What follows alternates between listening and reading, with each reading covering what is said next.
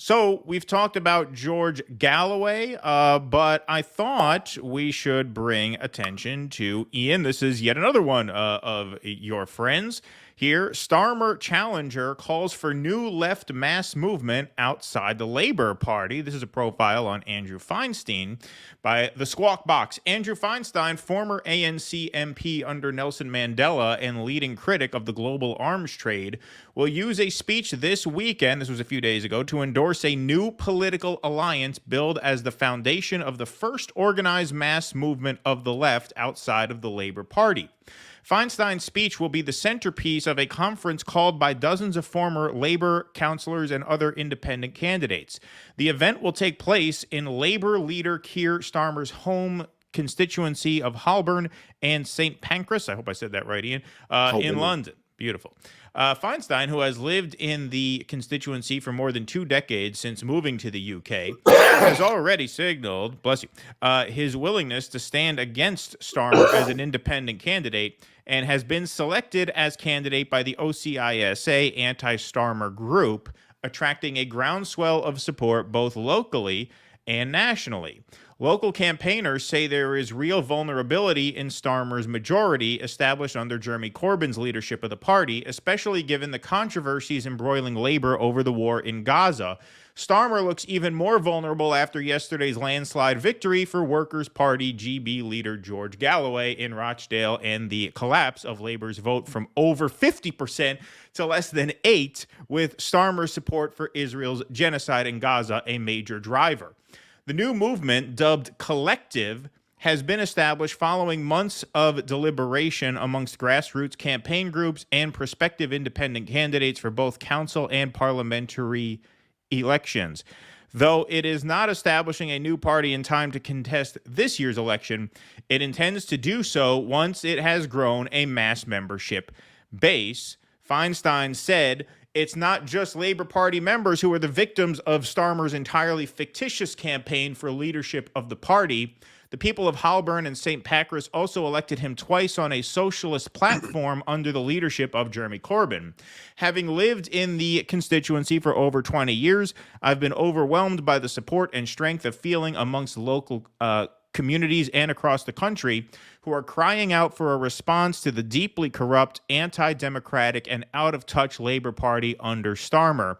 Under his leadership, the party has now completely abandoned working people and marginalized communities in an escalating effort to out-Tory the Tories." Where does that critique sound familiar? Everybody here in America, have we said the same thing about the Democratic Party in recent years? Sounds awfully similar. But this election must do more than just provide an alternative to the pro-genocide, pro-austerity Sunak-Starmer circus.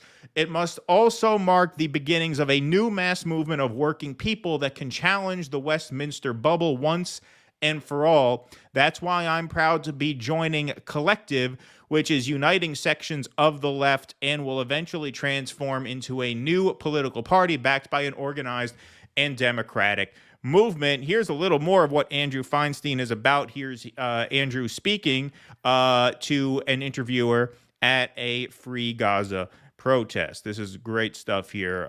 Let's take a look. Hello, who are you and why are you here? So my name is Andrew Feinstein. I'm a former ANC Member of Parliament from South Africa.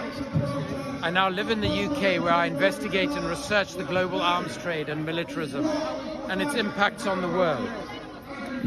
I'm here because, as my former boss Nelson Mandela said, Palestine is the moral issue of our time. And the reality is that Britain is not just complicit in the genocide taking place in Gaza because our government and even our opposition refuse to call for a ceasefire.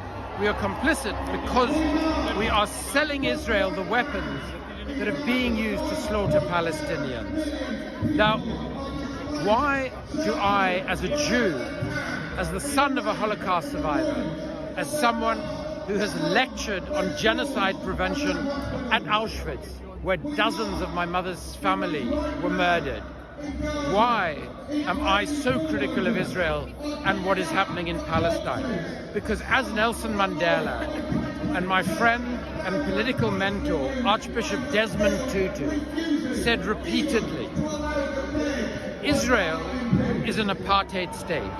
And if anybody knows what an apartheid state is, it is Nelson Mandela and Desmond Tutu. In fact, they said, Israel's apartheid is more brutal and more devastating than South Africa's was. And the reason for that is very simple. South Africa needed the cheap black labor force to run our economy.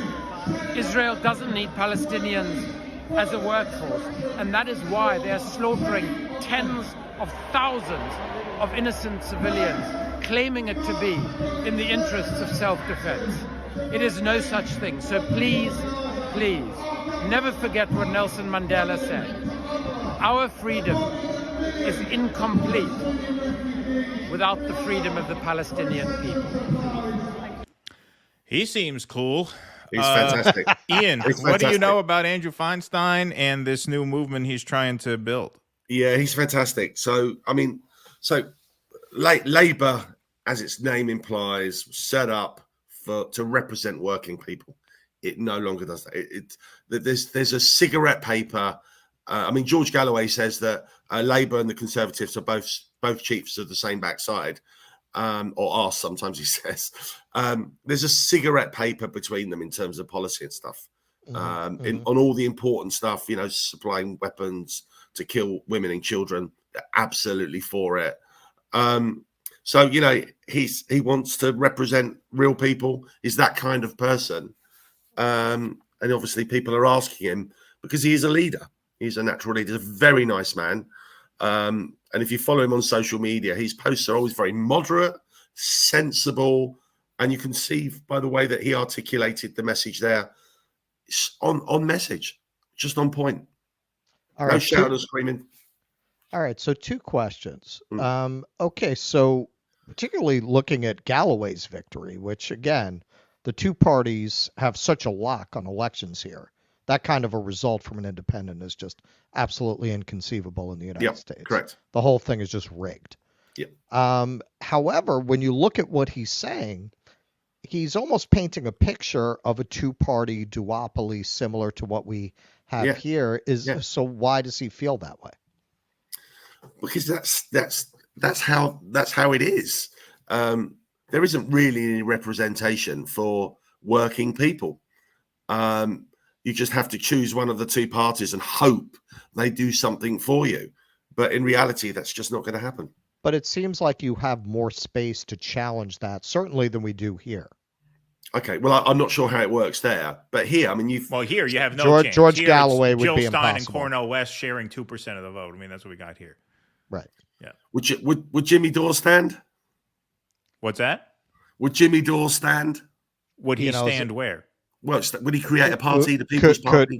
I mean, I as a friend of Jimmy's, I wouldn't wish that on him, but he doesn't have any interest. Look, in RFK, who's part of a tradition of American royalty as an independent, is polling at 8%, right? So it's like here, there's no oxygen at all. Now, I take your point.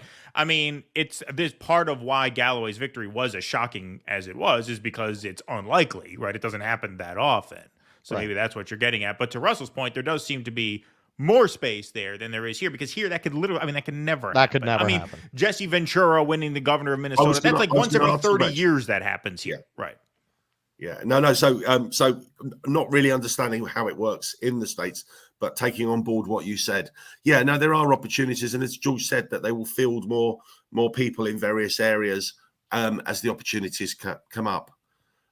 What George needs to do, because his time as an MP now is only very short, because there's going to be the only reason they had a by-election there was because the current MP passed away, so they called it a local. It's like what we call a special election. Yes, they called a local election, and then there's going to be a general election later this year at some point. So he's going to be an MP and stand until that point. So he really, really needs to sort of, which he will. He'll roll up his sleeves and he'll do as much as he can to influence the local electorate to say, look, in the short period of time that I've been here, this is what we're doing for you as a party. These are the changes we're making, so that he gets re-elected at the next election.